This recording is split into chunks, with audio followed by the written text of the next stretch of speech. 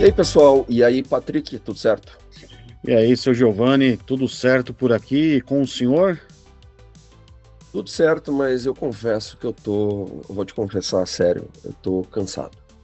Cansado do quê? Final de semestre, correria, o que que está tirando o seu sono aí?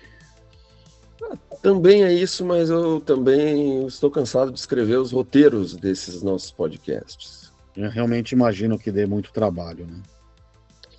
Esse é o 26º episódio.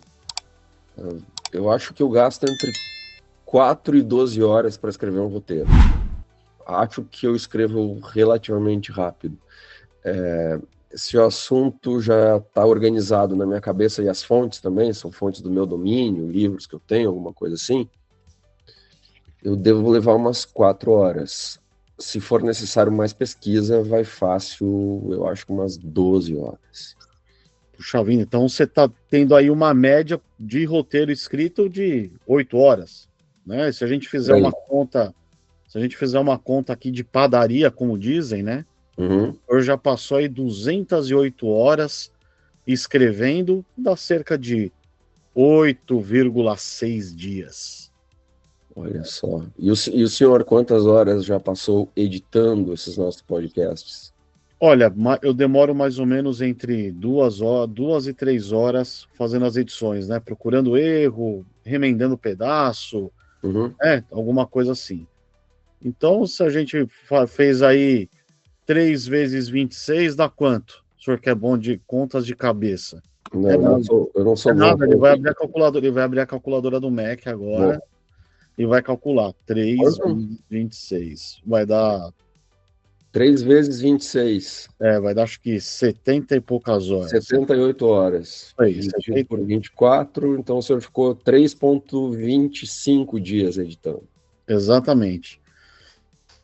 Preso dentro de minha caverna, editando episódios de podcast. Olha só. Mas, caso o senhor ou alguém da nossa audiência pergunte de onde veio a inspiração, além, né, do cansaço, veio também de uma matéria muito interessante publicada pelo Estadão, Jornal Estado de São Paulo, intitulada, abre aspas, Seu dia de trabalho parece infinito? Pesquisa mostra dados alarmantes de jornadas normais. A matéria foi escrita pela jornalista Luciana Garbim e ela fez essa matéria com base em uma matéria publicada pela Microsoft, sobre a qual nós vamos falar aqui. Essa matéria, ou esse estudo, se chama Breaking Down the Infinite Workday. E fala do relatório anual feito pela mesma Microsoft, um relatório muito interessante, chamado Work Trend Index Annual Report. E o deste ano de 2025 eles intitularam como The Year the Frontier Firm is Born. E também vamos falar desse estudo, desse relatório, neste episódio que começa agora. Então, o assunto de hoje, pessoal, não é o cansaço do Lete, né, do Giovanni, né, nem o cansaço que o trabalho causa, mas em boa parte do episódio nós vamos falar sobre o próprio trabalho. Melhor, nós vamos mergulhar em como o trabalho, essa dinâmica do trabalho está se transformando, desde as horas que dedicamos até a influência cada vez maior da inteligência artificial no dia a dia do trabalhador. Então, vamos começar, né?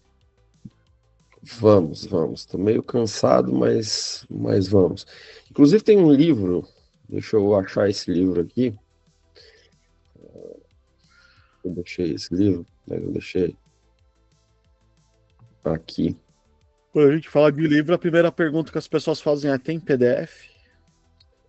Tem e-book, né? Esse tem e-book, que é o livro que fala, né, a Sociedade do Cansaço, daquele filósofo sul-coreano que vive em Paris, acho que ele dá aula na Sorbonne, se eu não me engano, que é o Byung-Chul Han.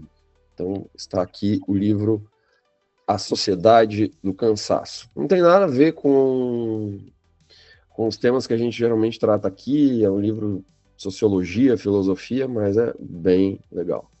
Sugestão de Olha, livro. Aliás, é bem interessante o tema. Podemos até gravar um novo episódio, né? Falando a respeito da sociedade do cansaço, né? Exatamente. Mas talvez um outro episódio de um outro podcast, que não seja esse aqui, porque nós somos incansáveis trabalhadores. E, mas agora, começando o episódio de verdade, o que o senhor acha? Eu sei que o senhor tem algumas estatísticas aí sobre o trabalho já neste ano de 2025, é verdade?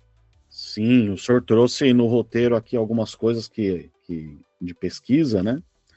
E eu achei bem interessante algumas partes aqui. Por exemplo, é óbvio que o trabalho ocupa uma boa parte da nossa vida, né? E da nossa vida, não só da vida diária, mas como da nossa jornada, né? Da nossa vida inteira. Uhum. Uma pessoa média passa cerca de 10 mil dias trabalhando ao longo da sua vida. 10 mil dias. Isso representa quase metade da nossa existência. Se a gente for ver uma pessoa que se aposenta, que em tese ela para de trabalhar, né? Em tese, ela para de trabalhar, ela começa a trabalhar ali nos 20 anos, mais ou menos, vai até os 60 e pouco, né? Daqui a pouco vai ter que ir até os 95 para se aposentar. Mas boa parte da vida a gente trabalha, né?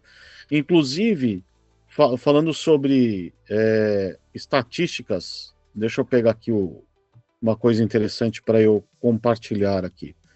Falando sobre estatísticas, nós temos aqui uma espécie de um lugar na internet que nos ajuda a falar sobre estatísticas de trabalho. Sabia disso ou não? Ah, é? É aqui, ó, o Surprise Time Management Statistics de 2025. Inclusive está aqui ele falando, né, que em média um humano vive cerca de 26.645 dias e ele gasta 10 mil dias. desses dias no trabalho, né? Uhum. E aqui nessa, não vou dizer que é um relatório, mas são algumas estatísticas, mostra como que essa relação de uso de tempo, né, do trabalho em algumas partes do mundo e assim por diante, né? Então, um link bem interessante que fala bastante a respeito de números, né? De números ali acerca do trabalho. Mas a grande questão aqui que eu quero trazer para a gente será que nós estamos usando todo esse tempo que nós dedicamos, né? Puxa vida, boa parte da nossa vida é dedicada ao trabalho, né? Mas será que nós estamos usando esse tempo de forma eficiente? Olha, sinceramente, não sei se estamos usando de forma eficiente. O fato é que realmente as pessoas trabalham muitíssimo. Aqui tem um outro estudo, estou compartilhando aqui, tá? Que até é desse acho que isso aqui é um software, inclusive, né? Sim, o Clockify. Clockify é um software, né, de time tracking, né, blá, blá, blá. Assim, não vamos fazer publicidade gratuita porque eles não estão nos pagando nada, né? Coloca o dedo para tampar o logo. Ó, mas tem várias, né, várias estatísticas aqui, inclusive da pré-história, de vários períodos históricos diferentes, que é um estudo bastante interessante sobre, inclusive, qual que é a média de trabalho, né, dos países. Então, de acordo com esse estudo, por exemplo, os trabalhadores nos Estados Unidos, tá? Nos Estados Unidos, de acordo com esse estudo, dedicam cerca de 1.976 horas por ano. No México, esse número sobe para 2.272 horas anuais. Então, já no Reino Unido são 1.867 horas e na Alemanha 1.778 horas. O Canadá registra cerca de 1.669 horas por ano, o Japão 1.903, a China 2.397 e a Índia aproximadamente 2.428. E para dar uma ideia dos dois extremos, né, de quem trabalha muito e de quem trabalha, entre aspas, pouco, né? De acordo com esse estudo, os trabalhadores no Butão passam cerca de 2.829 horas anuais no trabalho, enquanto em Vanuatu, que é um pequeno país localizado na Oceania, que eu nem sabia da sua existência, inclusive, são apenas 1.284 horas por ano de trabalho. Dessa forma, estou de mudança para Vanuatu. Acho que eu também. Deve ser bem agradável lá, pequenininho, tranquilo, né? A ilha, próximo lá, para dar uma pescada. Sim. E falando em números, algo que a gente não pode deixar de citar é que a produtividade, ou pelo menos uma sensação de produtividade, aumentou. Né? Porque nessa mesma pesquisa do Clockify, lá mostra que em 2025, um trabalhador médio aqui, precisa de apenas 11 horas por semana para produzir o mesmo que um trabalhador produzia em 40 horas em 1950. Né? Então, olha só, né? De 40 horas, fazer a mesma quantidade de coisas, né? Na mesma hora, mesma coisa, de 40 horas para 11. Isso mostra um avanço enorme em questões de eficiência. Pois é, só que a gente tem que pensar que um trabalhador da década de 50 do século passado não tinha computador, muito menos IA. Ele trabalhava possivelmente com a sua máquina de escrever da Olivetti, que até, quer ver, essa daqui, ó, para quem não conhece, ó, são essas máquinas aqui que eu nem sabia, né, que ainda tinham algumas para vender e algumas até caras, ó. Então tem nesse site aqui de produtos usados, tem máquinas aqui eu achei uma de R$999, ó, uma máquina de R$600 aqui. Então o pessoal trabalhava com isso. Olha só isso daqui, cara, R$2.259, uma Olivetti Studio 44. O senhor falou no episódio anterior, um dos episódios anteriores, que queria voltar para a época do offline. Tá aí sua oportunidade, ó. Não, eu não quero voltar para a época do offline. Você falou que não queria estar conectado na internet, que não queria que tivesse... Não, também não falei isso, o senhor está distorcendo as minhas palavras. Vá assistir os episódios do podcast, né? Vamos conferir. Vou comprar a minha máquina de escrever aqui. Olha só. Então, aí realmente, né, o cara trabalhava com esse tipo de equipamento, então é claro que ele demorava mais. Né? Imagina, por exemplo, você escreveu os roteiros, que hoje você falou lá de 200 e poucas horas, imagino que ia triplicar numa máquina de escrever, né? Talvez a questão...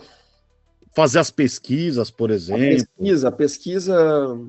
Apesar que, cara, você sabe que talvez não. Tudo bem que a IA, de vez em quando, ela me ajuda a pegar alguma fonte de pesquisa que eu não conheça. Mas, como eu vou em várias fontes de pesquisa que eu já conheço e também consulto muito livro, não sei se, por exemplo, para esse trabalho específico aqui, teria grande diferença do número de horas. Escrevendo, claro, no papel versus computador, claro, ia demorar mais. Mas eu cheguei a fazer aula de datilografia, o senhor fez? Eu tinha um disquete que a gente seguia que ensinava a datilografar. Mas eu aprendi nessas máquinas aí. Não. Que hoje não serve para muita coisa. A única coisa é que eu digito. Antes eu digitava com usando os 10 dedos, agora eu uso 8. Eu deixo os dedinhos, que eu nem lembro mais o nome do dedinho, é o... Mundinho. Eu deixo eles de fora. Mas foi para isso que serviu as aulas de datilografia que eu tive, acho que ainda na década de 80, inclusive com essas máquinas Olivetti. Aqui. Legal, interessante. E também o cara que trabalhava na década de 50 do século passado, talvez, né, se ele trabalhasse numa empresa muito moderna, ele trabalhasse utilizando aquelas máquinas de calcular de bobina, que eu lembro que o meu avô tinha uma dessas e eu ficava gastando a bobina da máquina de calcular para fazer quase como um trabalho artístico, assim, eu gostava de ficar sempre digitando o mesmo número, assim, para que saísse alguma coisa, então eu tinha um espírito já de artista e não para fazer conta. E olha só, para minha surpresa, elas ainda existem, são produzidas, estão à venda aqui, ó, por um preço. Não sei quem que ocupa máquina calculadora com bobina, mas então essa você encontra nova. Né? Contador que gostava desse tipo de máquina, né? Computador, Colocava o lápis na certamente. orelha, né? Uhum. E ia lá, só. Ou sei lá, alguém deve precisar ainda para ter o comprovante físico da conta, caso queira. Mas, Patrick, o nosso querido Brasil, como nós estamos, segundo esse e outros estudos, nós trabalhamos pouco, nós trabalhamos muito, como é que a coisa tá? Olha, segundo dados de 2024, o brasileiro é trabalhador. Dados de 2024 de onde? Da Organização Internacional do Trabalho. Tá, aí então já é outro estudo, né? Já outro estudo. Aqui ele indica que um funcionário brasileiro de tempo integral, ele Uhum, trabalha cerca de 2.028 horas ano. tá. Tá ali na média, né? Que a gente mostrou ali, que você mostrou dos outros países ali. E esse boletim do Diese, que eu estou compartilhando aí, ele também traz alguns dados de junho de 2000. Ele fala aqui de 2024, né? 2025. Pesquisa 2025. Isso. Mas com resultados do ano passado. Isso, com resultados dos anos passados. Saiu agora, né, 2025, mas com dados de 2024. Uhum. Ele mostra que o rendimento médio do trabalhador subiu, ó. Entre 2022 e 2024, o número de ocupados subiu de 4,4 milhões e o rendimento médio cresceu em torno de 7,5% em todas as faixas de renda, certo? Uhum. Então o rendimento subiu. Mas apenas metade dos ocupados no Brasil relatou ter tido um aumento em 2024. Quer dizer que só metade recebeu aumento, outra metade não. Então, o pessoal está trabalhando mais, então, possivelmente, para ter esse aumento de rendimento. Exatamente, está aqui, ó. Está aqui. Tiveram um real aumento de rendimento entre 2023 e 2024. Né? Então, quer dizer que a pessoa está trabalhando, ela está trabalhando mais, mas o salário, né, o rendimento em si, não acompanhou. Né? Então, que conclusão nós chegamos aqui? Que, apesar de ter tido um aumento em 2024, né, dessa questão dos ocupados e tudo mais, a realidade brasileira mostra que, apesar das horas trabalhadas, há uma percepção de que o benefício financeiro ele ainda é desigual. Né? Por isso que é importante a gente pegar dados na mão, né? Pegar números na mão. Olha só, essa é a realidade do Brasil, né? Tá. Quantas horas o trabalhador brasileiro trabalha, em média, segundo o Diese? É isso?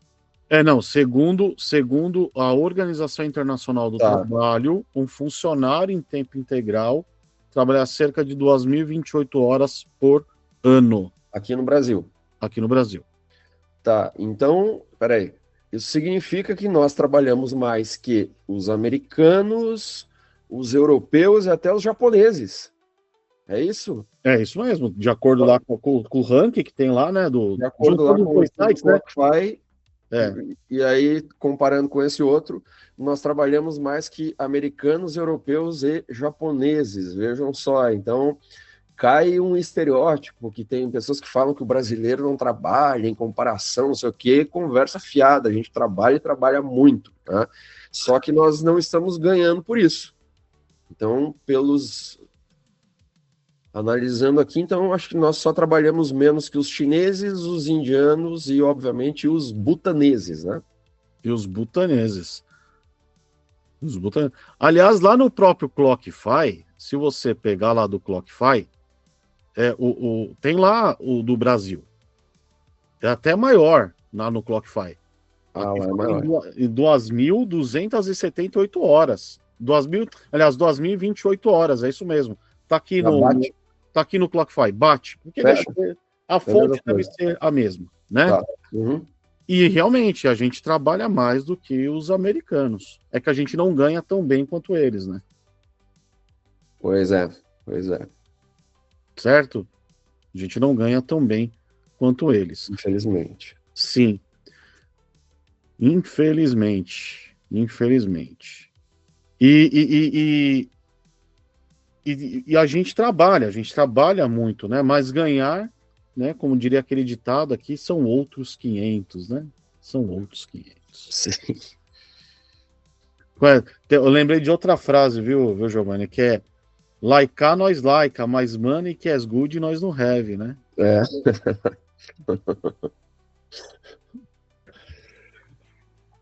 É. Mas é isso aí, que apesar dos avanços na produtividade, parece que ainda há um grande problema. Olha só, a gente fala em aumento de produtividade, Uhum. mas ao mesmo tempo nós falamos do quê?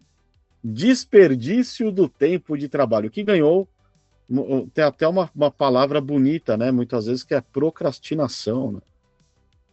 Pois é, apesar, acho que deve ter outras fontes, mas é interessante, né? Porque as empresas estimulam a quantidade, estimulam o aumento de horas trabalhadas, só que, consequentemente, acho que é uma relação até meio óbvia. Se você vai trabalhar mais, você vai desperdiçar também mais horas de trabalho fazendo outras coisas, que eu não sei se é desperdício, mas tudo bem. E também me fez pensar numa coisa aqui, ó. Desculpa te interromper. Se a gente em 11 horas resolve o que demorava 40, sobra tempo aí, né? Pois é, sobra tempo. A questão é que, inclusive, assim, ó, essa discussão, por exemplo, eu acompanho desde o início dos anos 2000 com aquele filósofo, aquele sociólogo, desculpa, italiano, Domenico De Masi, que até já visitou Santa Catarina e por aí vai, que ele criou aquele conceito do ócio criativo e tal, tal, tal. Ele publicou esses livros sobre ócio criativo e sobre questões de trabalho no começo dos anos 2000, final dos anos 90, começo dos 2000. E ele era extremamente otimista em relação a isso, como vários desses autores que escreveram coisas nesse período, com a internet surgindo. Então existia um otimismo muito grande que a internet ia resolver a vida das pessoas, que é um pouco diferente se a gente pensar hoje a IA. A IA existem alguns já, acho que um maior número de críticos sobre isso e por aí vai. Mas no início dos anos 2000, acho que você se lembra também, os autores eram bastante otimistas em relação a isso. E o Domenico De Masi falava que realmente esse aumento de produtividade iria se refletir em mais tempo livre. Mais de 20 anos depois, a gente viu que isso não aconteceu, a gente não tem mais tempo livre. Então, o aumento de produtividade, se sobrar algum tempo, significa que as empresas querem que as pessoas trabalhem ainda mais para aumentar ainda mais a produtividade, só que tudo existe um limite. Então, não sei até qual será esse limite. Mas o fato é que existe muita pesquisa sobre isso, sobre essas questões de, entre aspas, desperdício, né, do tempo de trabalho. E as estatísticas para 2025 são bem interessantes. Quer ver? Agora vamos pegar um outro estudo aqui, que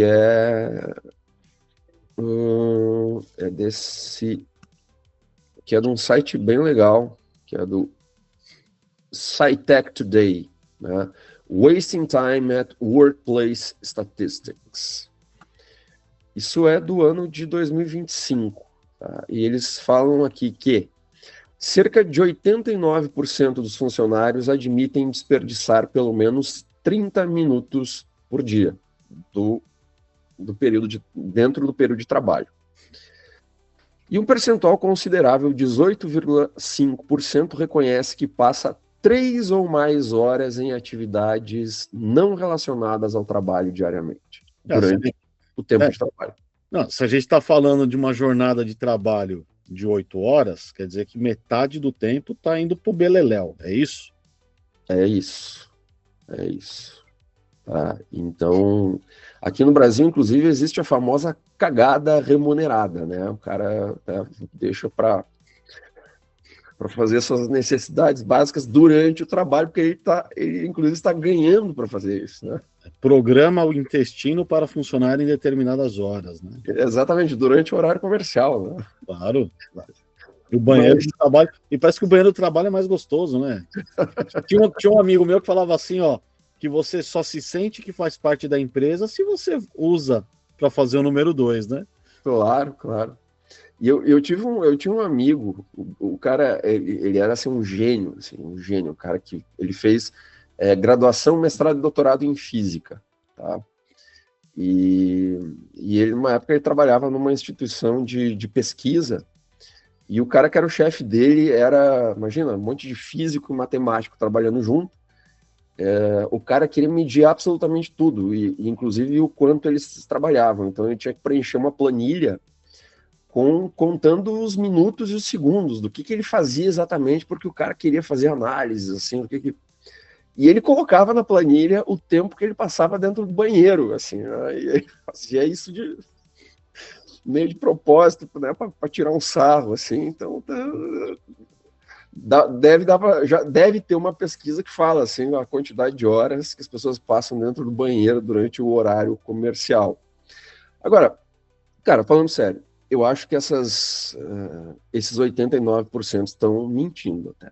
30 minutos. Eu acho que o que mais se aproxima da realidade, sem nenhum fato científico, sem nenhum dado científico, sem nenhum... apenas um achismo meu aqui, não é nem percepção empírica, tá? Eu acho que esse pessoal que diz que enrola 3 horas está mais próximo da realidade do que esses 89% que falaram que perdem apenas 30 minutos por dia. Pois é, eu também acho isso. O cara trabalha 8 horas. Tá? Então, se o cara trabalhar 8 horas, o cara desperdiça apenas 30 minutos, eu sinceramente acho pouco provável. Acho que esse pessoal, esses 18, sei lá, acho que são estudos diferentes, né? Por isso que está passando de 100% aqui. Mas, enfim, o pessoal que diz que enrola cerca de 3 horas, me parece que sei lá, tá mais próximo da realidade. Não sei. É que uns foram sinceros, né? Uns foram sinceros, exatamente. Vamos lá, em pesquisa de mercado tem isso, tem gente que mente, tem gente que é sincero. Fico scrollando, né? Vou scrollar aqui. É interessante que nessa matéria fala que lá nos Estados Unidos, que a gente gosta tanto dos americanos, né? Vamos falar dos americanos. O funcionário americano ele costuma dar uma enroladinha ali de 2,9 horas por dia em atividades que não estão relacionadas ao trabalho. Oh, então tá batendo com o pessoal que foi sincero. Os americanos foram sinceros. O que é essas atividades que não são relacionadas ao trabalho? Navegar na internet, para ficar vendo sapato, roupa, né? Para ficar vendo livro, série, notícia, né? Vamos lá. Mídia social, que é o grande vilão. Acho que é um dos maiores vilões que tem de roubar tempo nosso. Mídia social. A gente até porque é um movimento que é viciante, né? Às vezes você scrolla sem saber, você nem lê, você só scrolla, né? E também tarefas pessoais. Eu imagino aqui, por exemplo, fazer compra no meu. Eu conheci gente que resolvia fazer compra, ia na farmácia. No meio do expediente, eu vou na farmácia ali comprar coisa, por exemplo. Tudo bem, precisa do remédio, precisa, mas será que não pode fazer isso fora do horário comercial? As farmácias ficam abertas geralmente até meia-noite, algumas 24 horas, né? Mas por que a gente está falando isso? Por que é tão importante falar de tempo desperdiçado? Porque tempo é dinheiro. Então, se a gente traduzir isso para valores, quer dizer que as empresas nos Estados Unidos, elas perdem cerca de 1,7 milhão anualmente para cada 100 funcionários devido às ineficiências, né? E no total, estima-se que o desperdício de tempo custe às empresas dos Estados Unidos um surpreendente número aqui, viu? É maior que muito PIB isso aqui. É 1,8 trilhão anualmente. Ah, que coisa, cara. É inacreditável. Isso no estudo do SciTech Today. Então, cara, que loucura. Que loucura. Então, só nos Estados Unidos o custo de enrolação no trabalho custa 1,8 trilhão de dólares. Por ano. Por ano. É. Cara, e ainda é cheio de gestor de empresa reclamando do trabalho remoto. Né? O pessoal acho que mata mais trabalho ainda no presencial do que no remoto, porque menos nós dois, obviamente, que somos trabalhadores exemplares, né? Nunca. A gente não desperdiça um minuto sequer. Né? Imagina. Agora, mas o que exatamente... Você já falou um pouco disso, assim, já falou disso, né? Basicamente a mídia social, que tem mais alguma outra coisa? Olha, 64% dos funcionários falaram que eles costumam visitar sites não relacionados ao trabalho. Aí deve ser sites diversos, né? Mídias sociais, sites de notícias e compras online são os principais bandidos, ladrões de tempo. Né? Para a gente ter uma ideia aqui, 45% dos funcionários usam mídias sociais no trabalho, durante o trabalho, e 34% que as usam como uma pausa mental. Então a gente tenta justificar, né? Estou dando uma pausa aqui, mental, né? Uhum. E tem outra coisa que faz perder muito tempo, viu, seu Giovanni? Que a gente acha que é trabalho, mas elas às vezes não são trabalho, né? Elas roubam muito tempo de trabalho em si, que são as famosas reuniões, né? 57% dos funcionários sentem que as reuniões poderiam ter sido o quê? Eu gosto muito dessa frase. Aquela reunião que poderia ter sido um e-mail. Sim. Reúne todo mundo para não falar nada, né? Pois resulta em tempo perdido e ainda diminui o foco. Você tira a pessoa está lá concentradinha no trabalho. Tem uma reunião, aí você sai do seu posto de trabalho. Isso aconteceu muito na pandemia. Eu lembro que tinha dias na pandemia que a gente passava de 10, 12, 14 reuniões no dia. Quem é que trabalha? Você fica em reunião o tempo inteiro, você não trabalha. Concorda? Mas reunião faz parte do trabalho. A reunião bem planejada. Porque é horrível você chegar numa reunião que não tem pauta, não tem planejamento, não tem sequência, você perde tempo. Certo? Sim. 47% dos funcionários afirmam que as reuniões são a principal causa de desperdício de tempo. Não é a mídia social. Não é ver bonequinhos do X-Men na internet. Até porque, assim, ó, essa pausa mental, eu acho que ela é importante, cara. Então, se o cara tá lá, sei lá, enfiado numa planilha, fazendo sei lá o quê... É o ócio criativo. Dá uma paradinha, de repente, para fazer, sei lá, uma pesquisa de outra coisa. Claro, eu não tô falando assim, o cara tá no trabalho e tá vendo pornografia. Isso é uma coisa, tá? Agora, diversões extremas. Né? Agora, outra coisa é o cara tá no trabalho e, pô, vou ver o site de uma outra empresa, vou dar uma, sabe, sei lá, vou pesquisar alguma coisa, vou ver notícia. Vou ler um livro. Né? Isso é importante, importante. O cara tá se informando e ao mesmo tempo ele tá dando uma pausa mental lá na planilha que ele tá fazendo. Não vejo grandes problemas em relação a isso aí. Agora, eu já tive uma vez, quando eu tive uma pequena agência de publicidade, eu tinha um funcionário, um colaborador, que ele ficava na época no Messenger, na minha frente, assim, ele não estava nem aí, ele ficava minutos e minutos e minutos, se deixasse até horas. E aí eu falava, cara, a gente tem que entregar essa peça, essa campanha para o cliente, e ele não gostava porque ele tinha que terminar a conversa dele no Messenger, com sei lá quem. Então aí realmente é complicado, né? Eu já estive dos dois lados do balcão, isso é complicado mesmo. Agora, essa história de reunião mal feita, isso eu confesso que me irrita muito. Tá? Irrita. E não só irrita, como também perde dinheiro. Claro. Ó, a gente está falando dos Estados Unidos ali. Sim, Né? geralmente é quem mede isso aí, só para É, as pessoas entenderem, aqui no Brasil geralmente a gente não mensura esse tipo de coisa. Os não. americanos adoram mensurar essas coisas. Sim.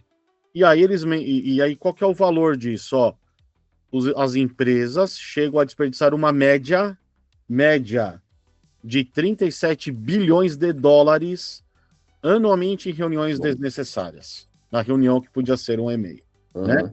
E há outro número aqui dizendo que, como um todo, os Estados Unidos desperdiçam 399 bilhões de dólares com reuniões desnecessárias.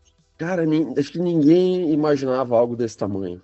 Né? E nem que os Estados Unidos, que tem essa imagem de Cultura. uma nação organizada É. e produtiva, Exato. isso desconstrói essa imagem de uma nação organizada e produtiva. Então é o Win Podcast dando um furo de reportagem. Cara, isso explica muita coisa, inclusive, né? E gera uma série de perguntas, inclusive. Essa questão que está se discutindo sobre a ressignificação do trabalho, inclusive esses movimentos de demissão lenta, né? De várias outras coisas que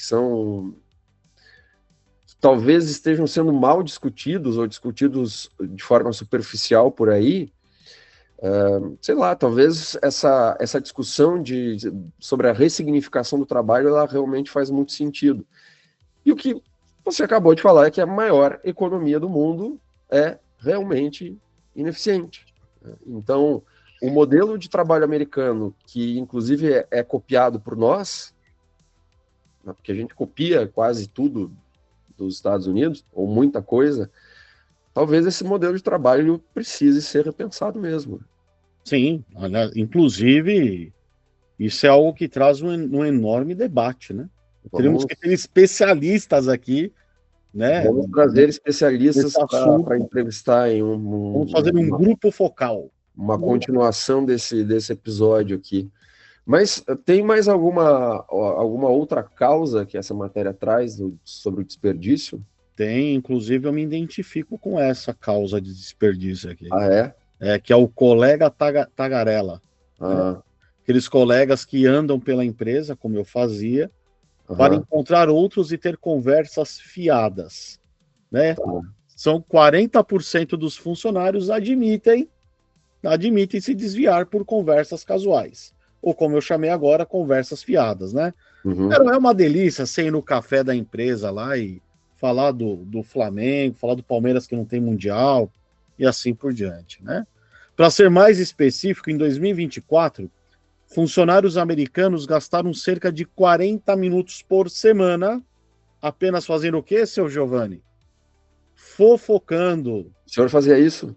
Fofocando, eu só não falava de Big Brother, mas tinha gente que perdia tempo falando de Big Brother. Fofocando, falando da vida dos artistas e tal, né? Eu para ser sincero, eu não gosto de fazer isso. Então, eu sou sou um funcionário, nesse caso específico, melhor que o senhor, porque eu não gosto de ficar assim, sabe, tendo muita conversa. Então, você seria o alvo da fofoca. Oi? Você seria o alvo da fofoca. Isso mesmo. Certamente. Certo? E agora uma coisa irônica aqui, ó. A multitarefa, que muitos pensam que aumenta a produtividade, muitas vezes ela atrapalha. Não, isso atrapalha. Certo? Porque os estudos mostram isso, tá? É assim, gente, contra dados e fatos, não tem muito o que argumentar, né? Porque os estudos mostram que trabalhar em múltiplas tarefas simultaneamente leva 15% mais tempo em comparação com o trabalho sequencial. Né? Vai fazendo uma coisa de cada vez. Além de sufocar a criatividade e piorar o desempenho. Cara, é horrível você ter que fazer 200 atividades ao mesmo tempo porque você se colocou nessa coisa de ser multitarefa. Não existe isso. Não existe. Não combina com o ser humano. Eu já li uma meia dúzia de livros aí, sei lá, que fala sobre isso, assim, de livros de tipo neurociência para leigos, tentando falar de atenção, de foco e pá. Então, assim, multitarefa não existe. Então, existem vários neurocientistas bastante importantes que falam que o Daniel Levitt e entre outros, assim, que se você coloca atenção em uma tarefa, você tira a atenção da outra. Então, se você está com 15 abas abertas, olhando para o celular, falando com não sei o quê, você está dividindo a atenção em todas essas tarefas. Então, realmente, multitarefa não existe. O nosso cérebro não é diferente do cérebro, sei lá, de pessoas que viviam há 15 mil anos atrás na Terra. Não teve... mas eu já tive amigo meu, assim, os velhos, né, dizendo assim, mas essa nova geração já nasce multitarefa. Não nasce. O que acontece é que as pessoas se acostumam a viver dessa maneira, se acostumam a dividir a sua atenção. Agora você vai perguntar no que aquele guri que está fazendo 1000 coisas ao mesmo tempo prestou atenção. Não prestou atenção em nada, ficou dividindo a sua atenção. Bem, agora, tá, vamos voltar para o colega fofoqueiro, que eu acho um termo complicado, mas vamos lá. Tem aquela história, assim, você tem que vestir a camisa da empresa, né? O cara, né, vestir a camisa da empresa. E o cara que não veste tanto a camisa da empresa, esse pessoal que está hoje agora nesse processo de demissão silenciosa, né, nesse processo de falta de engajamento, né, o cara que está entediado com aquele processo, isso aí eles contabilizaram também? Contabilizaram, é um fator, inclusive. Cerca de 20%, 20% dos funcionários admitem desperdiçar tempo devido ao quê? Ao tédio. Ao tédio. Falta de interesse em seus trabalhos. Quer dizer, que a pessoa perdeu o engajamento. Tá essa daí a camisa da empresa não serve mais nela. Não serve nela. Certo? Ficou pequena, quando ela vai secar, ficou pequena. E é chocante saber que apenas 18% das pessoas possuem um sistema dedicado de gerenciamento de tempo. Gente, isso daí, olha, isso que me ajudou a sobreviver à pandemia, viu Leti? Trabalhando no home office. Foi ter um sistema de gerenciamento de tempo, me ajudando a fazer pausa programada, tarefa, terminar uma tarefa para depois pegar outra, né? E muita gente ainda depende, sabe do quê? Das listas de tarefas. Então elas não têm um troço que nem um Trello para gerenciar, né? Elas usam listas de tarefa feitas na mão, né? Caixas de entrada de e-mail, que é um inferno, porque o e-mail... cara se organiza pela caixa de entrada do e-mail. 33% se organiza por lista de tarefa, 24% se organiza pelo e-mail. Isso é loucura, porque vai entrando um e-mail atrás do outro, né? E 12% usam agenda, ok. Você vende papel, né? Vendinha... Só que 25% não tem sistema nenhum. E aí a gente pensa, é melhor usar o e-mail do que não ter sistema nenhum. Do que não ter nada. Confiar na... esses 25% que não tem sistema nenhum são, né, falando claramente, são aquelas pessoas totalmente desorganizadas, né? Inclusive, assim, nós temos... Eu vou cometer uma pequena... A gente tem um amigo, tá? O senhor conhece ele, não fofocando. Falou que não gosta de fofocar, vai fofocar agora. Viu? É que eu sou dono disso aqui também, né? Junto com o senhor, né? Então a gente pode. Pode. Então vamos lá. A gente pode, né? Mas nós temos um amigo, né? Eu não vou falar. Offline eu falo quem é, tá? Mas aqui eu não vou também ser tão indelicado de falar o nome dele aqui. Mas, enfim, é um cara que, pela sua formação, é um cara que é de exatas, você imagina que é um cara extremamente organizado, por saber fazer, né, vários cálculos de cabeça, coisa que eu não sei fazer. Agora, ele se organiza muito pouco, ele está dentro desses 25% que não tem nenhum sistema de gestão de tempo. Inclusive, ele se recusa a marcar os compromissos na agenda do celular dele, isso que ele deve ter uns 3 ou 4 celulares, tá? E uns 5 computadores, alguma coisa assim. Porque ele acha que ele vai memorizar tudo, ele acha que a mente dele é tão superior que ele não precisa de nada disso. Tá? E, obviamente, ele esquece de boa parte dos compromissos que ele tem, ao menos quando são comigo. Né? Talvez com o senhor também isso já tenha acontecido. Tá? E eu indiquei um livro para ele, que é bem legal, de um cara, um brasileiro, né, do Christian Barbosa. Deixa eu ver se eu acho aqui o livro. aqui, ó, outra indicação de livro.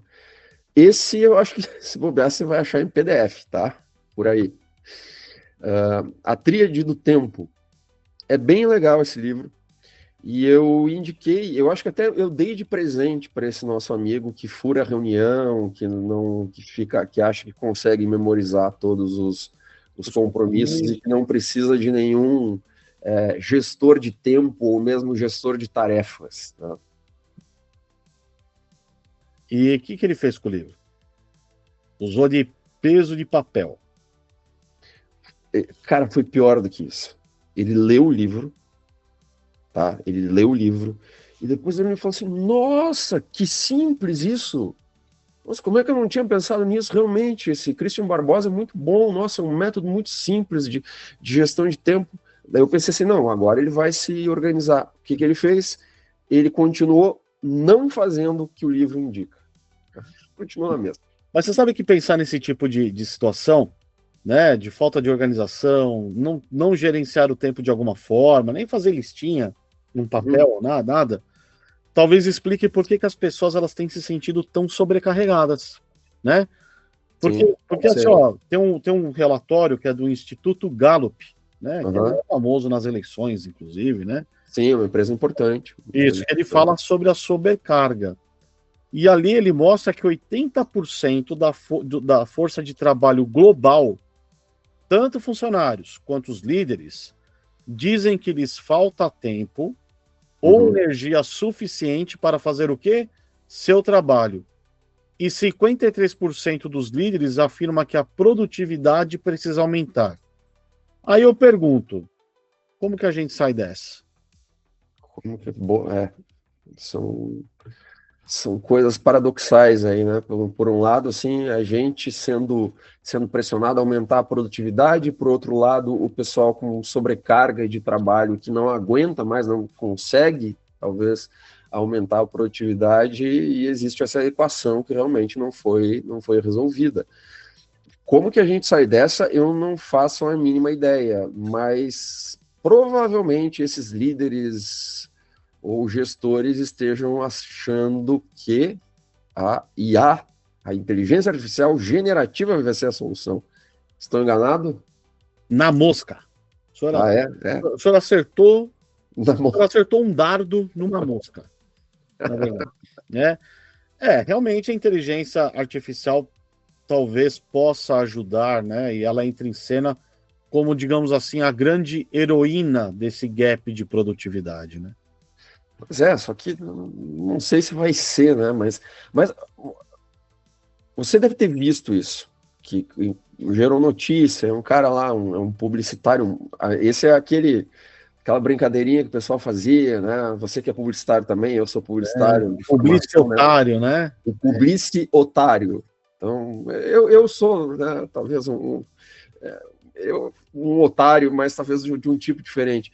Mas esse publicitário, esse cara, ele falou algumas semanas em Cannes, né, no Festival de Cannes, que é um festival de cinema, mas também tem um festival de publicidade, que talvez seja a premiação mais importante, né, ou uma das mais importantes premiações do mercado publicitário mundial. Ele falou que a melhor dupla de criação do mundo era formada por um brasileiro e um IA. E ele falou um IA mesmo, tá? Então, segundo ele, o brasileiro traria a criatividade, o jogo de cintura, a malemolência e o IA. Ele falou que pode trabalhar 24 horas por dia, abrindo aspas para ele agora, sem reclamar e sem ficar doente. Fecha aspas. Obviamente, isso não pegou nem um pouco bem, né? Ah, não, foi uma declaração. Desculpa aqui, foi uma declaração totalmente infeliz. Até porque essa é a minha grande preocupação. Não sei se é a sua também. Da gente confundir um ferramental com um ser humano. Sim. Certo? Ou querer comparar. Como assim? A IA não pode substituir um ser humano. Ela tem que ajudar de alguma forma o ser humano, né? Mas a questão é que as empresas estão investindo em IA. Toda empresa agora está investindo em IA. E, inclusive, aqui tem um dado, né, que é de um site aqui, que fala que tem uma projeção de 2 trilhões de dólares, ó, estão investindo exponencialmente em IA, com projeção de 2 trilhões de dólares em 2030, segundo o estudo AI in the Workplace, buscando automatizar o poder do cérebro. Tá aqui, ó. Tá aqui. Certo? A gente... Automatizar o poder do cérebro. Tá aqui, ó. Certo? Ah, da Korn Ferry, uma consultoria também bastante importante. Korn Ferry, né? Legal esse nome. Inclusive, claro, aqui conforme a gente vai lendo, né, vai falando a respeito do impacto da GenAI no ser humano, mas olha só, né, a IA generativa, GenAI, né, AI, consegue gerar 75 mil palavras por minuto. É um avanço impressionante, né? E esse crescimento exponencial da capacidade da IA, ela é crucial para quê? Para suprir uma lacuna que há entre demandas de negócio e a capacidade humana. O problema é que é o seguinte, né? 75 mil palavras por minuto, você pode estar falando 75 mil palavras, 75 mil bobagens por minuto. Você dá espaço, né? Você dá espaço, né? Tá, mas tudo bem, o que. Tá, eles estão colocando aqui, o senhor pode até não precisa, acho que nem ler tudo isso, mas só citar, então, esses. Sim, não. As maneiras pelas quais as empresas podem se beneficiar pela IA generativa, segundo esse estudo da Korn Ferry, né? Exatamente. Que não representa necessariamente a opinião deste podcast. Não representa. Mas ele fala que a IA generativa pode melhorar a produtividade, né? Improve productivity. Pode aprimorar relacionamentos. Aqui ele fala não de relacionamento humano em si, né? Amizade e tal. Ele fala ali de atendimento ao cliente. Então, relacionamento com o consumidor, com o cliente. De negócio, tá? Aumentar a inteligência. Aí não é inteligência humana, é bom a gente deixar claro, não vai deixar as pessoas mais inteligentes com o QI mais alto, não é isso. Aumenta a inteligência de negócio, né? Porque aqui ela fala da capacidade da IA generativa gerar e fornecer insights valiosos, né? Quando tem grandes conjuntos de dados. Inteligência organizacional, então. E por último, vencer a guerra da análise de Big Data.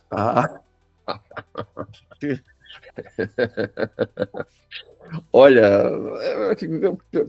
é uma empresa que, né, importante, etc. e tal, tem todo o respeito pelo pessoal da Korn Ferry, mas olha, não sei, hein?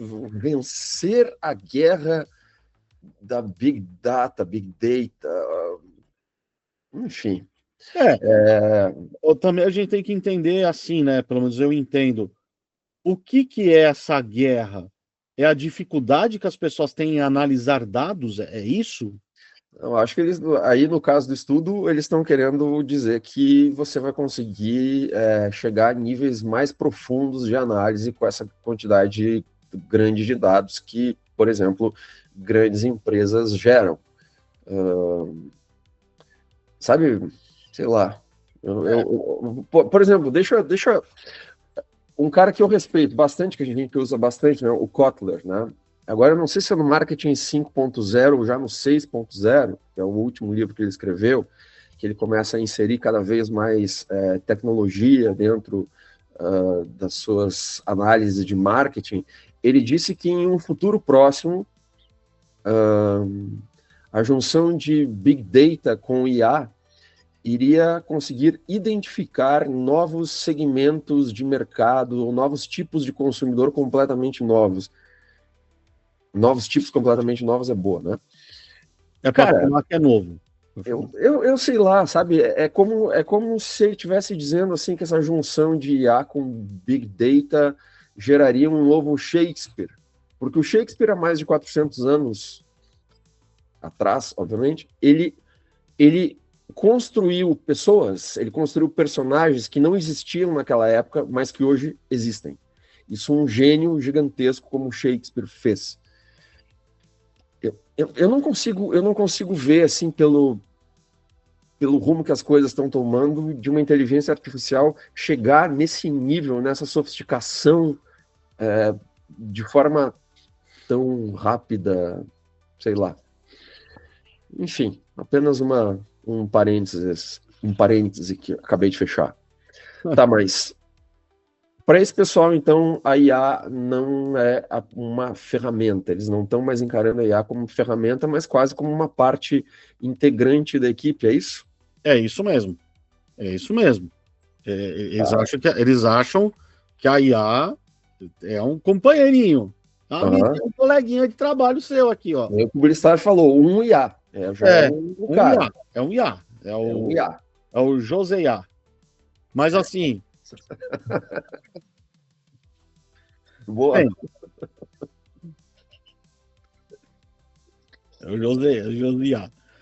Eu não sei porque eu lembrei do meu amigo Josias, né, que esteve conosco aqui. Exatamente, Certo? Mas assim, a Microsoft, ela faz uma previsão que é a ascensão das Frontier Firms. Né? Que foi esse estudo, acho que deu origem à matéria do Estadão e que deu origem a esse episódio. Esse podcast. A gente comentou lá em cima, lá da repórter e tal, né? O que são essas empresas? São empresas impulsionadas por inteligência artificial, certo? Sob demanda. Sob demanda. Então, conforme você necessita da IA, ela vai te gerando coisas. Vamos focando no ficho. E equipes híbridas de humanos mais agentes. Esses agentes são agentes de inteligência artificial. Tá? Tem aquilo que o Cristiano Chossar falou das inteligências híbridas. Então, certo? Uhum. E ele fala que essa jornada, né? Então, essa jornada, ela vai se dar em 3 fases. A primeira fase, né? É o humano com assistente, que é o que eu acho. Né? Tudo bem. Ela é uma ferramenta, ela é um assistente ali, elimina a tarefa maçante, coisa repetitiva, ele ajuda a gente a trabalhar mais rápido e melhor. A gente não pode negar isso, certo? A fase 2 seria equipes de humanos agentes. É meio ficção científica. Aí vira o coleguinha digital. Vira o coleguinha digital, tá aqui. Aí digital. Neste caso, temos a figura do Josias. Do Josias, aqui, certo? Tá bom. Que é o quê? Ele assume tarefas específicas sob direção humana. Quer dizer, ele ainda está sob direção humana, ele ainda é uma ferramenta, só que ele é um coleguinha digital, né? Ali. Por exemplo, um agente pesquisador criando um plano de entrada de mercado. Tá? E aí a gente parte para uma fase 3, que aqui eu já começo a ficar com medo, né? Da revolução das máquinas, que nem no Exterminador do Futuro. Que é a liderança humana e a operação por agentes. Note que não é operação por humanos. O humano ele só direciona. E os agentes, que não são os secretos, né, são os agentes de IA, executam processos e fluxos de trabalhos inteiros, e aí, quando necessário, entra uma supervisão humana ali. Tá, para aí, pode deixar aí, pode deixar essa tela, por favor. Me permita interromper um pouco. Isso gera questionamentos interessantes. Então, ok, uma liderança humana e vários agentes de IA fazendo o trabalho operacional. Então, por um lado, isso pode ser bom, porque essa liderança humana vai trabalhar menos, vai ter uma questão assim, de um trabalho talvez mais intelectual, que vai ser executado, talvez, com um menor percentual de erro por esses agentes. Aí vem uma pergunta óbvia. O que fazer? Isso certamente gera uma diminuição de empregos humanos. Todo mundo vai virar líder. Exatamente. Aí todo mundo vai virar líder? Não, né? Então, ou eles acham que vai, de alguma maneira, a gente vai conseguir aumentar tanto assim a produtividade. Sabe, tudo existe um limite, tudo existe um teto. Tá? Até porque qualquer tipo de empresa, faça ela o que fizer, ela consome recursos do planeta, inclusive. A própria IA, quando a gente diz isso, tem pesquisa científica, o Patrick sabe muito bem.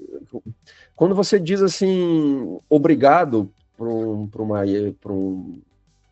uma inteligência artificial generativa, por favor, quando você usa, né, um excesso de palavras, agradece, não sei o quê, em média, se gasta 2 litros d'água, né, porque precisa esfriar o servidor dos caras e por aí vai, etc, etc, etc. Então, não é uma tecnologia 100% limpa, essa que a gente está utilizando. Então, começa por aí. Tá? O que vai ser feito com o trabalho dessas pessoas, o que vai ser feito em relação a esses recursos, e se não tiver gente trabalhando e ganhando, como que as pessoas vão consumir, como é que vai ficar o mercado consumidor também nesse sentido?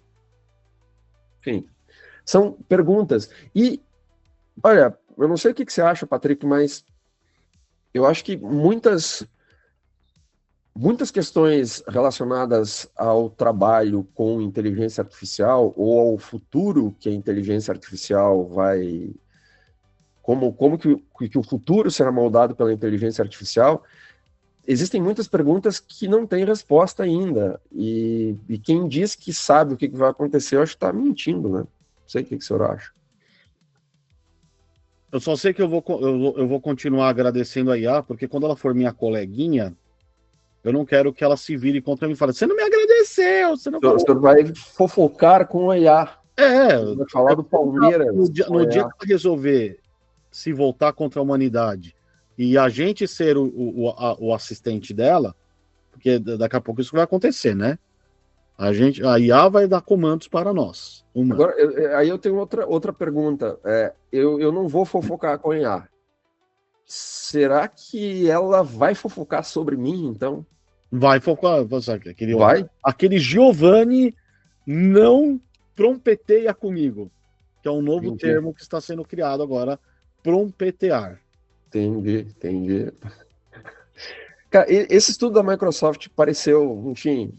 É interessante. Bem mais interessante, bem mais robusto, né? E acho que ele propõe uma mudança de paradigma que é o mais interessante mesmo. A gente falou, quando a gente entrevistou o Juliano Binder, e falamos sobre IA com ele justamente falou dessa questão do que o que pode se fazer de melhor com a IA é justamente essa construção de agentes, né? E essa coordenação entre vários agentes.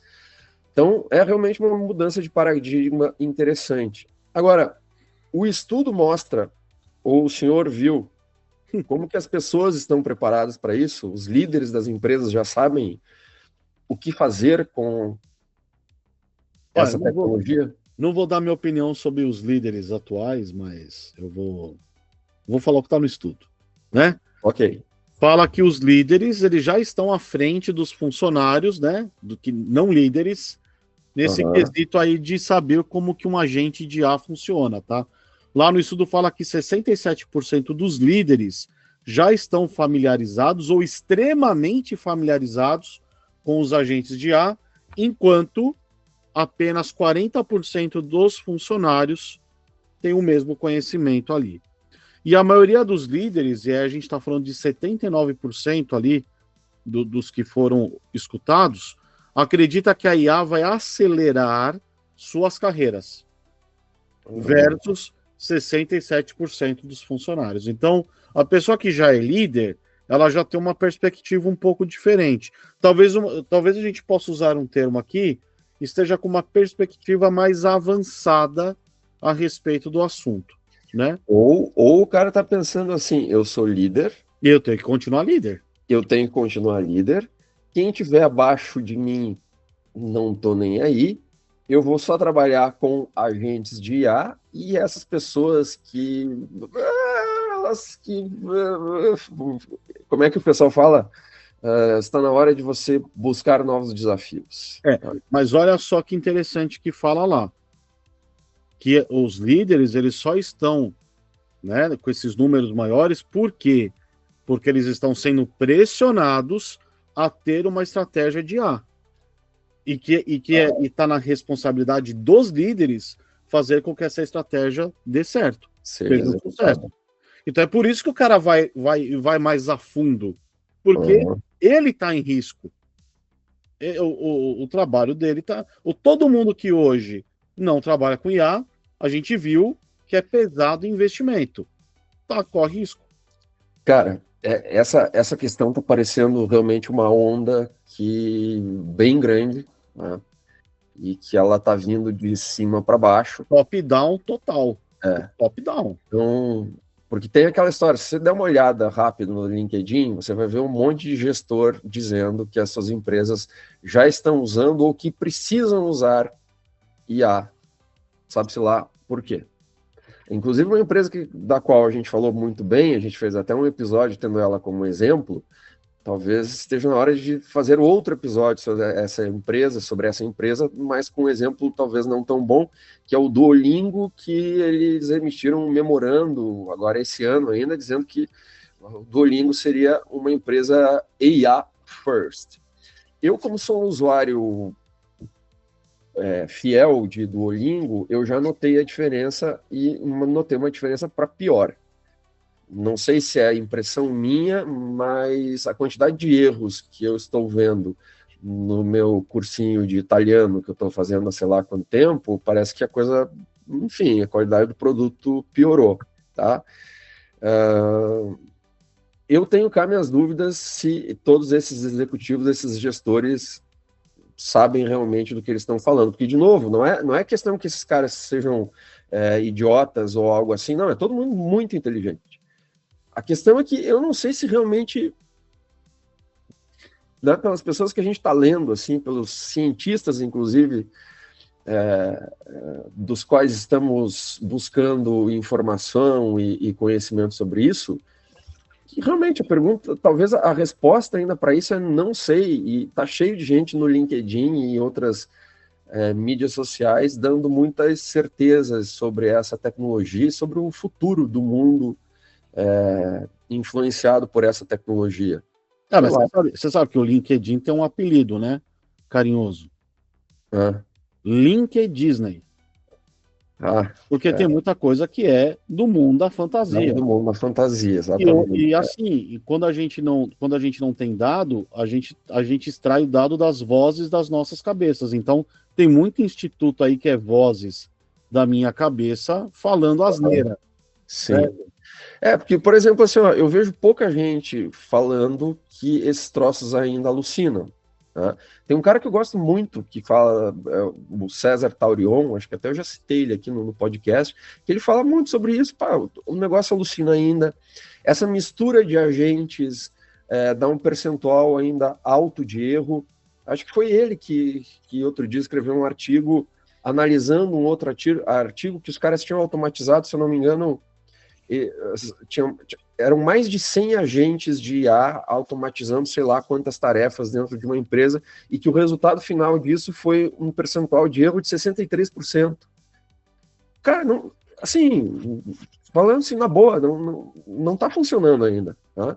Agora, essa onda acho que se tornou um tsunami não por conta de uma superioridade técnica da IA generativa, mas acho que é por esses 2 trilhões de dólares que foram investidos ou que vão ser investidos, que, de certa forma, foram colocados aí numa espécie de cassino para ver que, vamos dobrar e ir dobrando a aposta nessa tecnologia. Então, acho que foi essa montanha de dinheiro que gerou essa onda e não necessariamente a inovação tecnológica.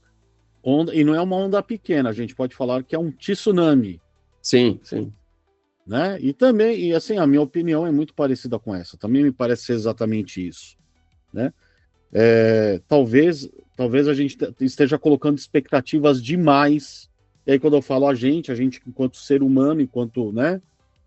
A gente está colocando uma expectativa muito alta em algo que a gente não sabe o que é, né? Enfim. E aí, a expectativa alta pode ser frustrante. Então, será que nós estaríamos falando do maior engodo da história da humanidade? Engodo, boa palavra, uma palavra forte. forte, senhor Patrick Nofel. Talvez, mas é bem possível, tá? Mas assim, quem é que vai contar? Quem que vai contar pro pessoal? Quem é que vai dizer assim, que talvez isso não dê certo? E a gente aqui pode falar à vontade, porque ninguém vai dar a mínima importância para isso, né? O que somos nós dois versus essas big techs com 2 trilhões de dólares. Quem sou eu perto de Mark Zuckerberg, né? O gênio que não criou o Facebook, não foi aqui. Mas ao menos deixamos aqui registrada a nossa incredulidade, né? Está registrada. Então, está oficialmente registrada a incredulidade do In Podcast em relação à superioridade técnica da IA generativa. Está registrado aqui. Está registrado. Bem, voltemos então. Tá. Deixa eu te fazer outra pergunta. A gente pode dizer, então, a gente já falou sobre isso, né? A gente já falou aqui de letramento digital, a gente falou que o letramento digital precisa incorporar IA. Então, agora significa que o conhecimento IA ou letramento IA precisa levar necessariamente em consideração a gestão de agentes de IA? Precisa. Se a gente for pensar que o agente de IA não é o futuro, mas já está acontecendo, precisa, né? Uhum. Aquele estudo lá da Microsoft, né? Quase metade dos líderes entrevistados ali no estudo, cerca de 45%, eles afirmaram que expandir a capacidade da equipe com trabalho digital é uma prioridade máxima nos próximos 12 a 18 meses. Não estou falando de 5 anos. Uhum. Estamos falando de 2026. Certo? Uhum. Perdendo apenas para a qualificação da força de trabalho existente, que é 47%. Certo? Tá. Então, 45% fala que é expandir a capacidade digital e 47% fala que é qualificar a força de trabalho existente. É pau a pau. A gente começa a olhar muito mais para a tecnologia do que para o ser humano, né? E 78% dos líderes estão o quê? Considerando contratar para funções específicas de IA. Eu tenho visto muita vaga, por exemplo, Product Designer Specialist em IA. Designer de serviço especial. Como que uma pessoa pode ser especialista em IA? É isso que eu ia perguntar. O cara é designer de serviço, mas aí ele já vai ser especialista em IA, que é um negócio ultra complicado. Ou seja, especialista em IA significa que ele vai usar IA para fazer, acho que o trabalho dele, né? É isso que Cara, quem é que é especialista em IA? Só que eles estão dando nomes que realmente os caras estão criando descrições de cargos e nomes de cargos que, enfim, na minha opinião e pelo visto na sua, descrições bastante equivocadas, né?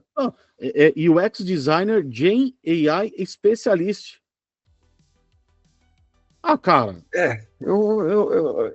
A gente já viu um pouco, a gente já viu isso. É que assim, é aquela história, né? A gente parece que corre atrás do rabo. As coisas se repetem e agora estão se repetindo com a IA. Tudo tem IA no nome. Sim. É só colocar um IA, vai ter muita criança que vai chamar chat GPT, DeepSeek, vai, certo? Mas vamos voltar para o estudo aqui. Os funcionários...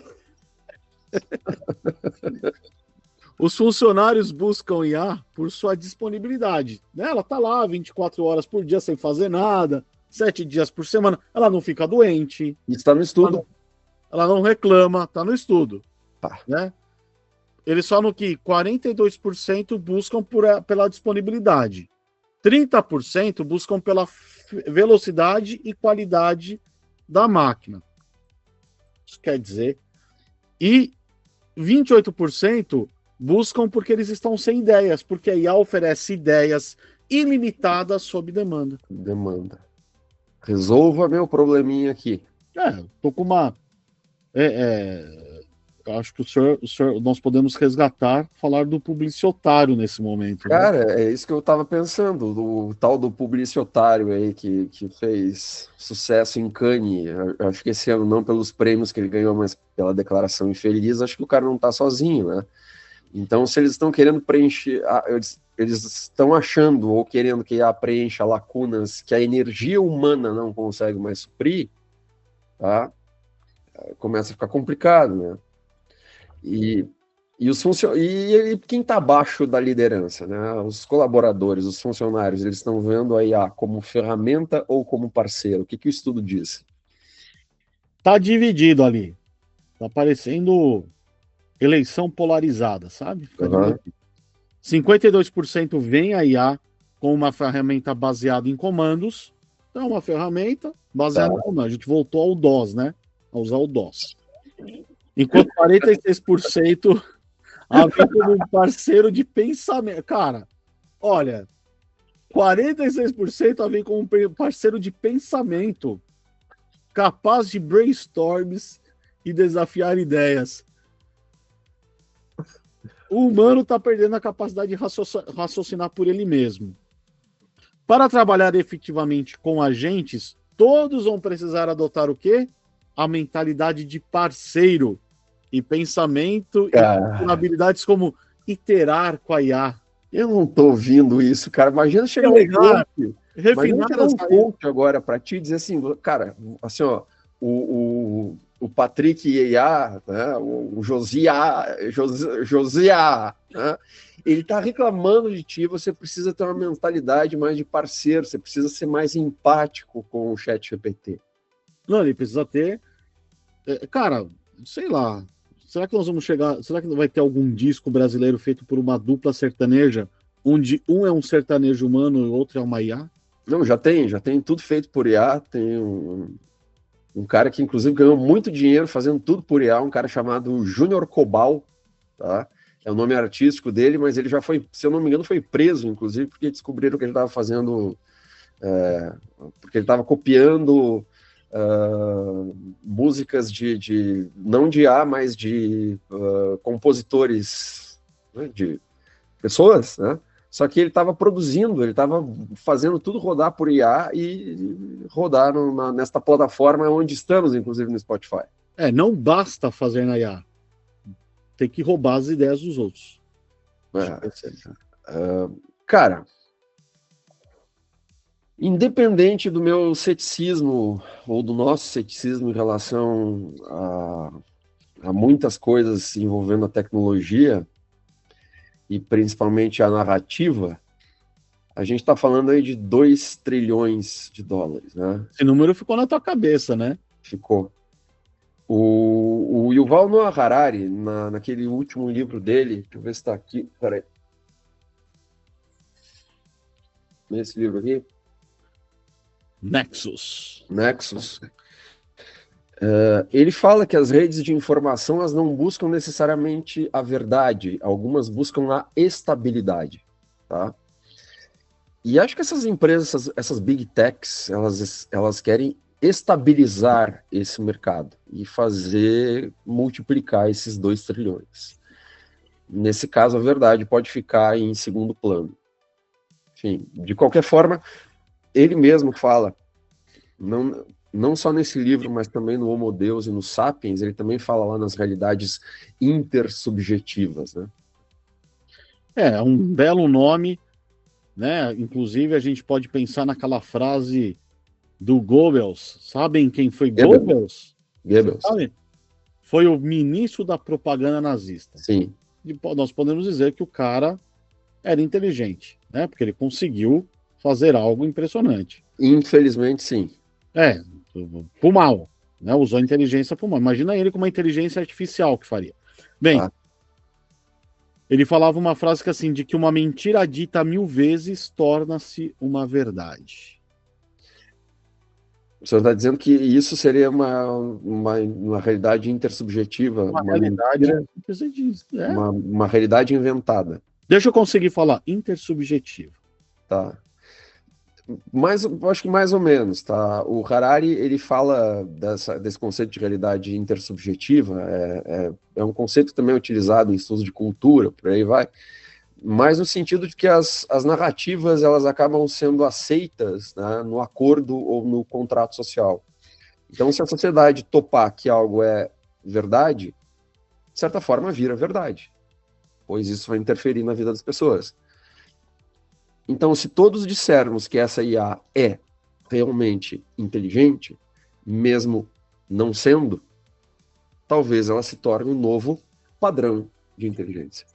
Parece aquelas coisas que a avó falava, que as avó falavam, né? Não pode beber manga com leite, né? Aí vira uma verdade. Não tem nenhum estudo científico por trás.